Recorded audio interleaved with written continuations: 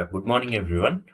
Today's topic is type 2 diabetes mellitus pathophysiology. It is essential for all of us to understand the pathophysiology so that we will be able to treat the patient based on his current status of the diabetes, in which stage of the diabetes, so that we will be able to prevent any complications, as well as if we are able to identify them in the early stages, we will be able to prevent the patient from being getting or progressing into later stages of diabetes. So basically, diabetes mellitus, type 2 diabetes mellitus is a chronic metabolic disease with persistent hyperglycemia, which we all know, which is caused by insulin resistance, which is at the starting phase, and then combined with beta cell function dysfunction at the later stage. So initially, insulin will be present, but it becomes insufficient over time, leading to progressive and irreversible disease without early intervention. So basically, we have to identify, we need to understand the pathophysiology of the diabetes mellitus so that we will be able to identify the stage of the disease and then treat him accordingly and suggest relevant interventions for the patient. So why pathophysiology matters? It explains why sugar rise differently, why fasting is rising, or why postprandial is rising, so that we will be able to choose the right drug at right stage, whether he needs insulin or whether he needs only the metformin, or he'd go for a double drug or a triple drug therapy. This all, unless we understand the pathophysiology, will not be able to make the right choice. It also explains why there is a failure, secondary drug failure. At the same time, it helps us to identify when to start insulin, or if at all the patient requires insulin. So how a normal glucose homeostasis gets maintained in the body? So fasting glucose is regulated mainly through hepatic glucose output. So post meal glucose is regulated by the insulin secretion as well as muscle uptake. So as well as initially after taking the food, obviously um, the gluconeogenesis happens within the liver. So and then it is regulated by the insulin secretion as well as muscle uptake. So basically, insulin suppresses gluconeogenesis as well as it suppresses lipolysis, which helps in maintaining the glycemic state in the body. So, what are the organs involved in glucose control? Basically, the pancreas, which we all know, it is the first organ in insulin secretion, whereas liver helps in glucose production, and then the skeletal muscle helps in glucose utilization, whereas adipose tissue releases the free fatty acids. So these are all insulin secretion is is controlled by gut incretin hormones. So that's why GLP-1 RAs, GLP-1 dual incretin hormones like tirzepatide are making a huge in the recent past. We were able to make huge advances in these drugs, so which we are helping a lot, especially in early stage or mid stage of diabetes, along with weight loss control as well, which we are going to discuss in the later stages. So, what is insulin resistance?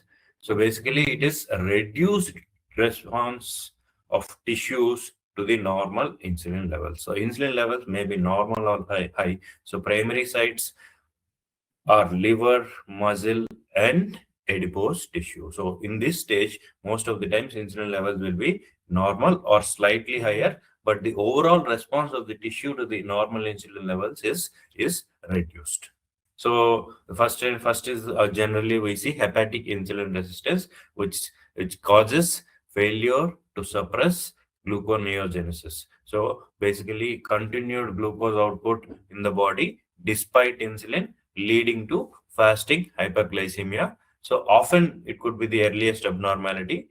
In most of the scenarios, it is postprandial sugar is on the higher side, but in the clinical practice, we generally suggest fasting blood sugar. So that's why we see it as a earliest abnormality in our day-to-day practice. So how this in muscle insulin resistance develops? Basically, impaired GLUT4 glucose transporter 4 mediated glucose uptake. Basically, this is like a door. GLUT4 acts as a door which opens the door if there is an impairment in the GLUT4 mediated glucose uptake, muscle insulin resistance is generally developed, leading to reduced postprandial glucose disposal, causing post-meal hyperglycemia.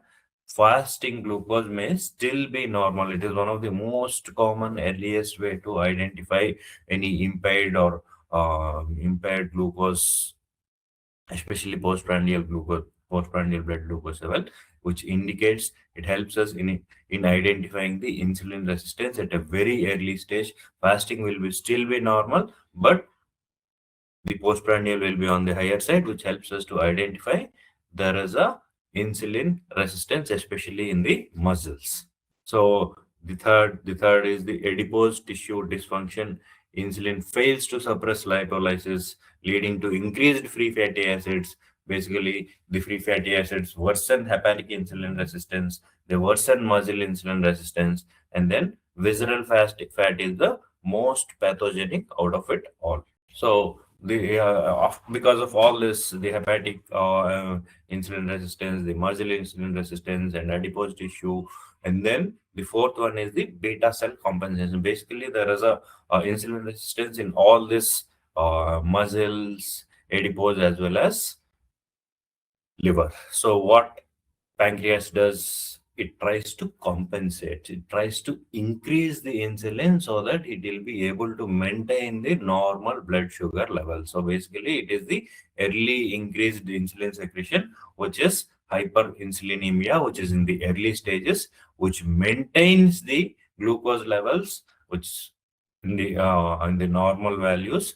so which is generally a temporary.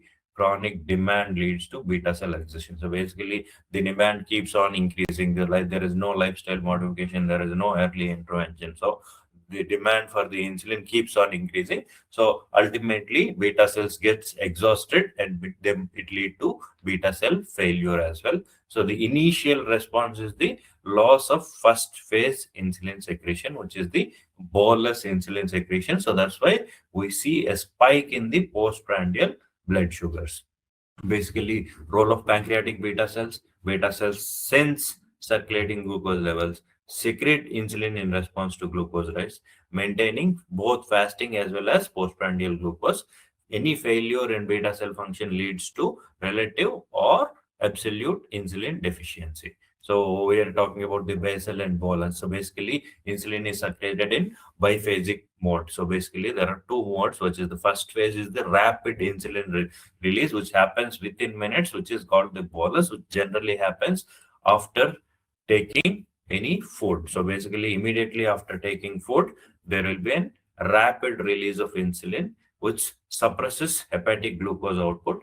There is a second phase, which is a sustained insulin secretion, which is called the basal. So there is a typo. So the second is the basal phase, which maintains postprandial control. So this is how insulin helps the body in regulating the glucose level. So again, if you read this slide, so maintains initially, if there is a insulin resistance, beta cell tries to compensate, maintaining a normal glucose levels, but chronic demand leads to beta cell exhaustion.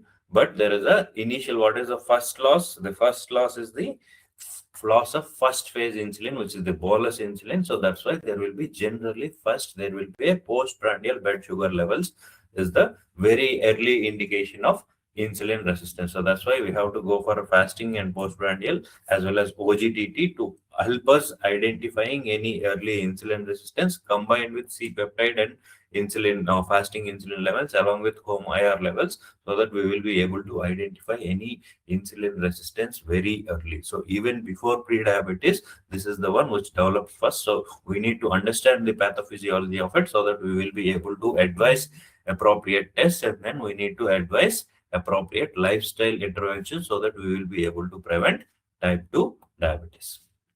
So loss of what causes loss of what results from the loss of first phase of insulin secretion?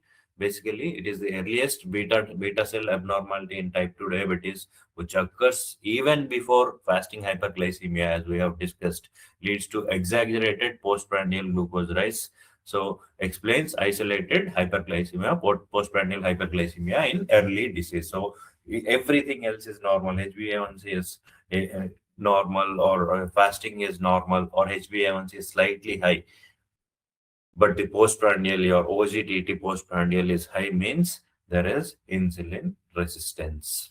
Because once the beta cell exhaustion happens, there is a impairment in bolus insulin secretion, which is the first phase of insulin secretion, whereas basal, which is a steady phase which helps to maintain the glucose levels in our body. So that is generally the second phase of the insulin, which gets impaired at a later stage. So that's why keep it in mind. Postprandial blood sugar elevation is an early signal of insulin resistance as well as progression to type 2 diabetes.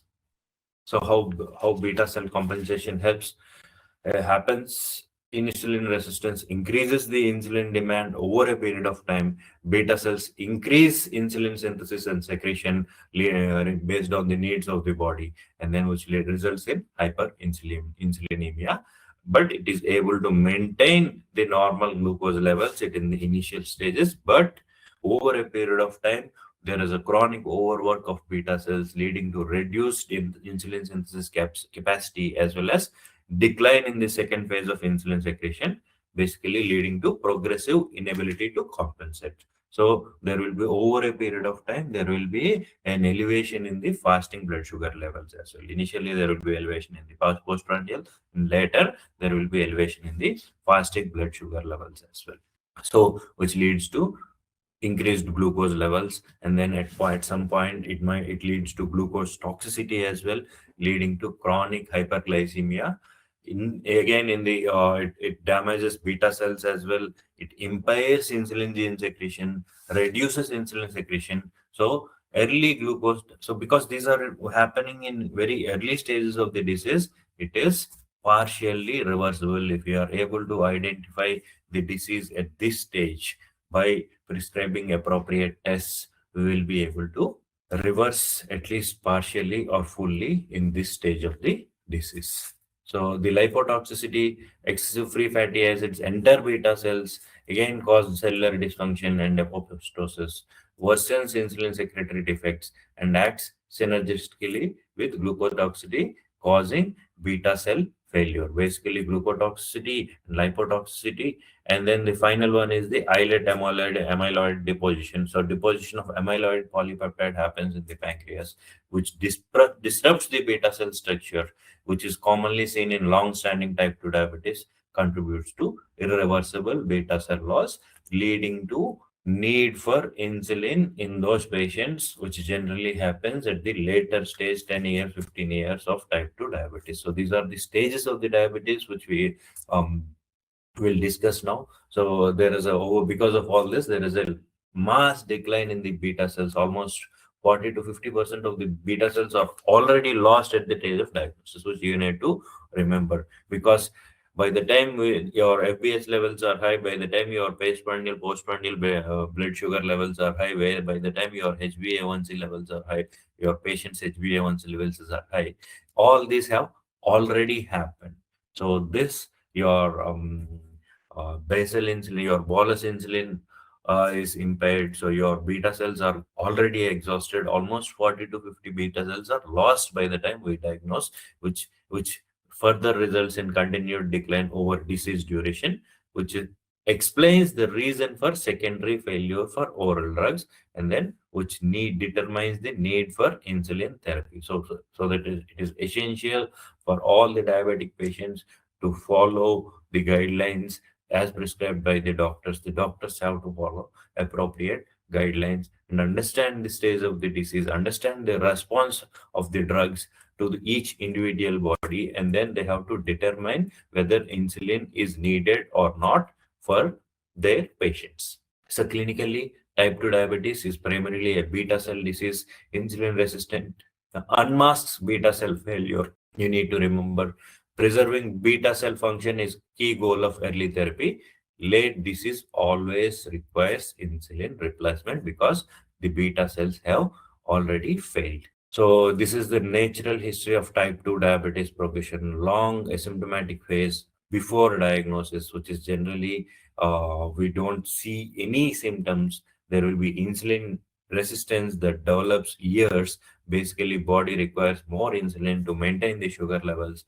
This insulin resistance develops years, so which we will be able to identify either with the help of early tests like C-peptide, fasting insulin as HOMA-IR, and then over a period of time, beta cell function declines probably progressively, leading to clinical diabetes, which appears very late. By the time you have diagnosed the patient with diabetes, please keep it in mind there is already beta cell dysfunction is there. Almost 40 to 50% of beta cells have been lost. So first is the insulin resistance, second is the pre-diabetes, third is the clinical diabetes. These are the sequence of disease development. First, insulin resistance develops first, and then beta cells compensate by increasing the insulin secretion. But over a period of time, they get exhausted. Compensation gradually fails, and then hyperglycemia becomes persistent.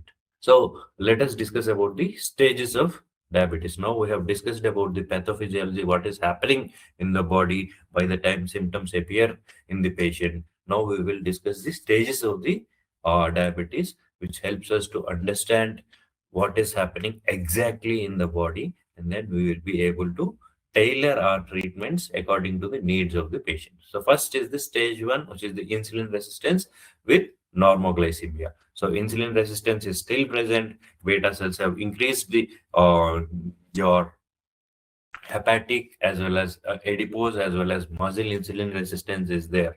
Beta cells have increased their insulin output to compensate that and to maintain the sugar levels within the normal stages. So the blood sugar levels remains under control, often associated with obesity as well as metabolic syndrome. So that's why it is important in the to measure the BMI as well in Indian context. If it is above 23, it is considered as high risk for developing diabetes. The second is the stage 2 diabetes. In this stage, we will be able to identify them with the help of insulin, fasting insulin test, fasting C-peptide, and HOMA-IR levels. So this is the essential, especially if the patient is type obese or his BMI is high, or if they have any other risk factors like gestational diabetes mellitus, or if they have any other CAD or hypertension, or if they are above 45 or even 35 also, we can order these tests to prevent or to identify stage 1 insulin resistance to with normal glycemia, to prevent them from progressing to pre-diabetic stage or to a type 2 diabetes.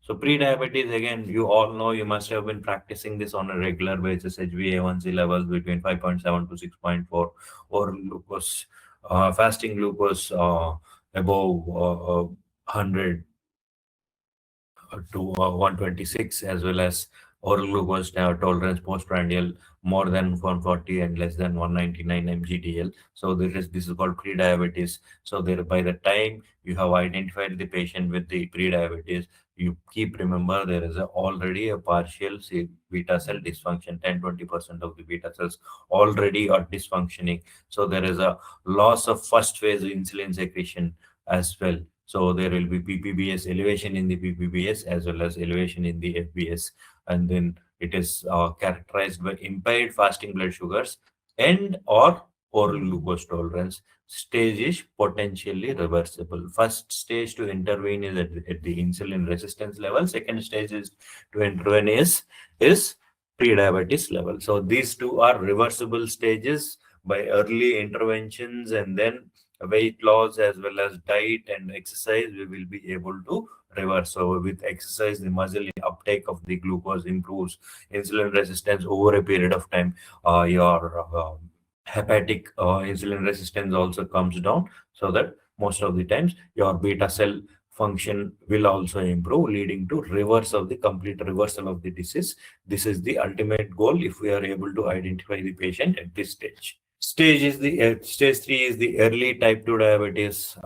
There is already postprandial hyperglycemia, which is dominating, and then there is a elevation of the mild elevation of the fasting glucose as well. beta cell reserves are still present. They are doing their best. This stage is very well responsive to lifestyle as well as oral agents. So this is the ideal stage to go for metformin, which is or dual therapy based on the HbA1c levels as well as the sugar levels. The stage 4 is the established type 2 diabetes. Both so in stage 3 there is mild elevation of fasting blood sugar, whereas in type 4 there is a both the fasting as well as postprandial glucose levels are elevated. So it is already in a progressive beta cell failure stage. So they always require combination therapy. So there is always a risk of high variability in the glycemic or glucose levels in the body. So glucose variability also increases in these patients. So the last stage is the stage 5, which is the long-standing type 2 diabetes. There is a severe beta cell dysfunction. Almost they are at a stage of failure. Endogenous insulin is markedly reduced. So you commonly see oral drug failure is common because the insulin production is getting severely impacted. So it is essential for us. They are not responding to triple therapy as well. So we are using all the arms and ammunitions in our kitty, but the body is not responding in terms of the oral drugs. So then it is essential for us to go for insulin therapy. Uh, so basically, the insulin production is severely impaired. So it is essential for us to replace the insulin that the body requires. So this is the evidence from the UKPDS study. So there is a progressive rise in HbA1c for the type 2 diabetes patients occurs despite treatment intensification. So which indicates the beta cell is function is gradually declining. So it reflects the ongoing beta cell decline, and then that confirms the progressive nature of the disease. So we have to keep it in mind. There will be a gradual decline in the beta cell function, and then the disease will be progressed over a period of time, though they are using oral hypoglycemic drugs, mainly because of the overload on the beta cells. All this one few drugs increase the insulin resistance, decrease the insulin resistance. For a few drugs improve the insulin production, but we have to keep it in mind. We are putting more pressure on the beta cells. So over a period of time, it will fail, and then it leads to progressive nature of disease unless other lifestyle modifications are done in each patient. So, what is the effect of glycemia on the body? So, early glycemic control reduces complications. At the same time, persists long-term effects, and the benefits are long-term in nature. So, late control is always limited. So, which emphasize the importance of early intervention in type 2 diabetes mellitus. So stage 1 insulin resistance, stage 2 pre-diabetes. It is most if we can intervene at a level of insulin resistance, that is the best case scenario. If you are able to identify insulin resistance with the help of C-peptide, insulin, the fasting insulin, and home IR levels, especially in high risk groups, those who have GDM, gestational diabetes mellitus, or those BMI level is more than 3, or those whose um, fat around the abdomen is high, or if they have above 35 or 45, or if they have above 35 is the ideal actually by the latest guidelines. And then if they have any other diseases like hypertension or CAD or dysglycemia or dyslipidemia, it is essential for us to screen them for fasting insulin resistance. If not, screen them for pre-diabetes with a fasting blood sugar, postprandial, as well as HbA1c, so that we will be able to intervene early and then reverse. Beyond that, the disease slowly progresses. Proper lifestyle intervention will help the disease in delaying the progression. So, what are the key clinical implications? So, type 2 progression is predictable. Treatment must evolve with the disease each stage. With each stage, with appropriate diagnostic tests, we must be able to identify each stage of the diabetes. Early aggressive control preserves beta cell function. Delay in escalation worsens the outcomes. So, why compare early and late long-standing diabetes? Type 2 diabetes is always progressive. Pathophysiology changes with duration. Drug response varies by the stage of the disease. So there is no point in giving oral triple drug therapies in stage 5 of the disease. So he always needs insulin support so that we will guide rational therapy based on the stage of the disease. So early type 2 diabetes pathophysiology, predominantly insulin resistance, beta cell functions relatively preserved. First phase insulin secretion is reduced. So hyperinsulinemia may be present as we have discussed previously. Long-standing type 2 diabetes pathophysiology, there is predominant beta cell failure, markedly reduced endogenous insulin. Insulin resistance is generally less dominant, but it represents a insulin deficient stage. So these will be the common glycemic patterns in early diabetes. There will be a postprandial hyperglycemia, which is prominent. Fasting glucose will be normal. HbA1c is driven generally and increased by postprandial sugars. So common cause is loss of first phase of insulin secretion, which is the bolus insulin levels. So what are the glycemic patterns in long-standing diabetes? Both fasting and postprandial glucose are elevated. Fasting hyperglycemia is always prominent. HbA1c is despite high oral therapy. So there is a severe insulin deficiency in these patients. So how drugs will respond to each stage of diabetes? Early diabetes, generally we see good response. Metformin is highly effective. Lifestyle modification will also give very good response. Incretin therapies, especially tirzepatide or semaglutide, which are the recent drugs, are highly effective. Insulin is often not required in these patients, but they might end up in insulin requirement at a later stage of the disease if the patient is not following the lifestyle modifications. At the same time, if we are not involving with appropriate intervention at appropriate time based on the stage of the disease. So what will be the drug response to the long-standing diabetes? There will be reduced efficacy of oral drugs because the beta cells are severely impaired. So there will be secondary failure of multiple agents. So we keep on adding agents. We'll start with metformin, we'll add sulfonylureas, we'll add DPP4 inhibitors, we'll add SGLT2 inhibitors.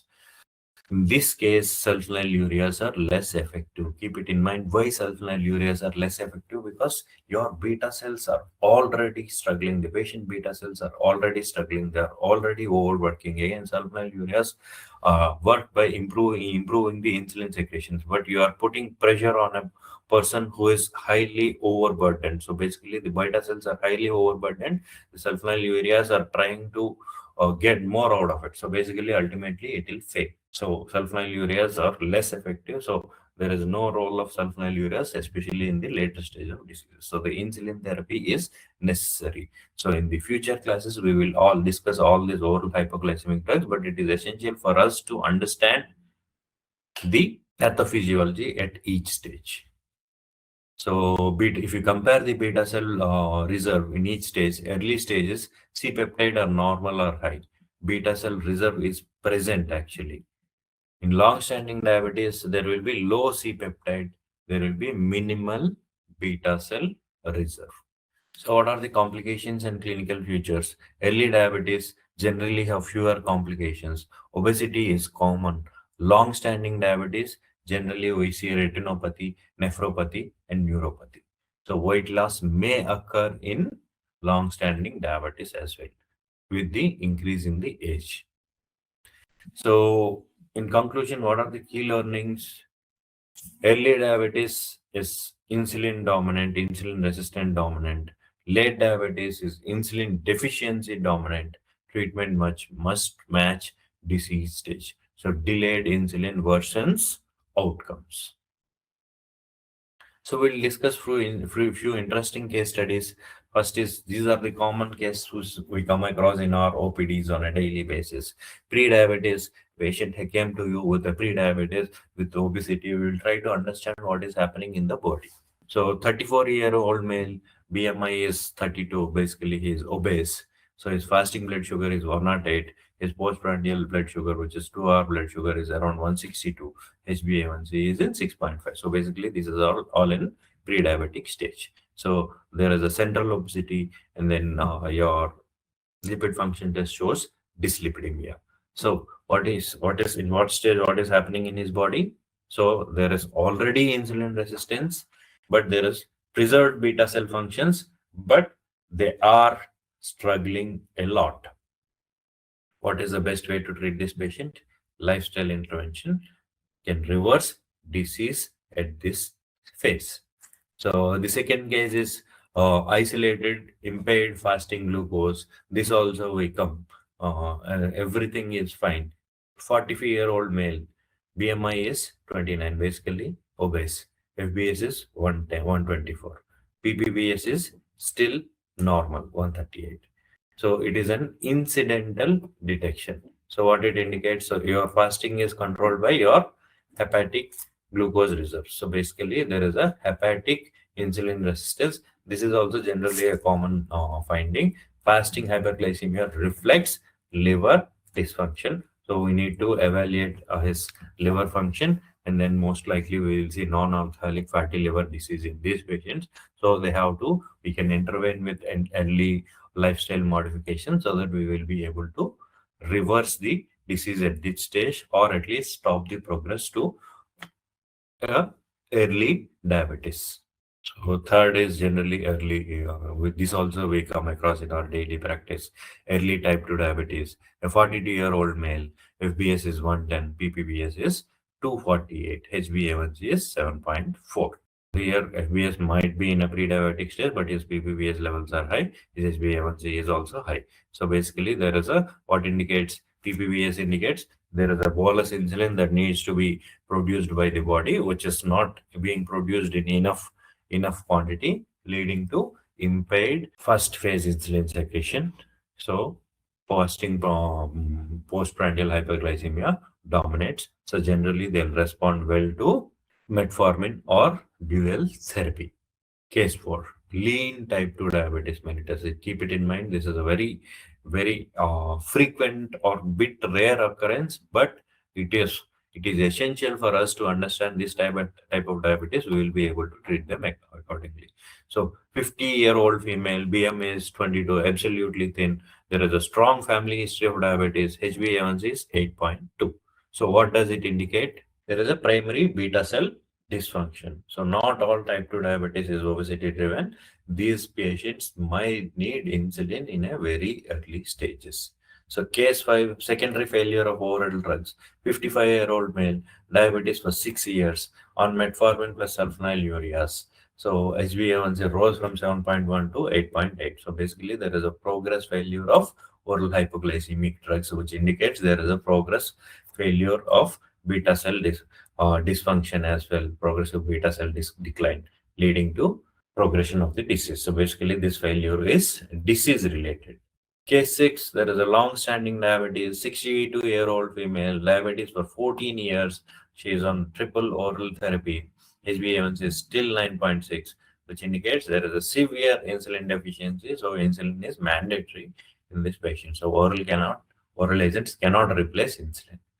Another case where the diabetes with a non-alcoholic fatty liver disease, 40-year-old male, 48-year-old male, obesity, elevated ALT, and then ultrasound shows fatty liver as well. HbA1c is 7.9, so which indicates hepatic insulin resistance. So NAFLD is a metabolic marker. So eighth case is normal fasting with high postprandial blood sugar, 40-year-old male, FBS is 96, postprandial is 262. Basically, normal fasting levels, HbA1c is 7. So predominantly driven by postprandial, which indicates the early failure of insulin, early beta cell dysfunction, early first phase insulin secretion failure. So normal fasting does not exclude diabetes. Case 9, elderly with weight loss, 68-year-old male, diabetes for 18 years, weight loss is there, low C-peptide levels, near absolute insulin deficiency. So long-standing type 2 diabetes mimics insulin deficiency state. So, final case, early insulin for glucotoxicity. 46-year-old male, newly diagnosed, HbA1c 11.2%, is symptomatic as well. Polyuria and weight loss. Severely glucotoxicity is there. By the time he came to OPD or ER, there is a severe glucotoxicity. Generally, these patients present with DKA or HSS. So, early insulin preserves beta cells. So, in summary, insulin resistance starts the disease, beta cell failure defines the progression, early disease is modifiable, late disease requires insulin replacement. So, always treat pathophysiology, not just the glucose numbers.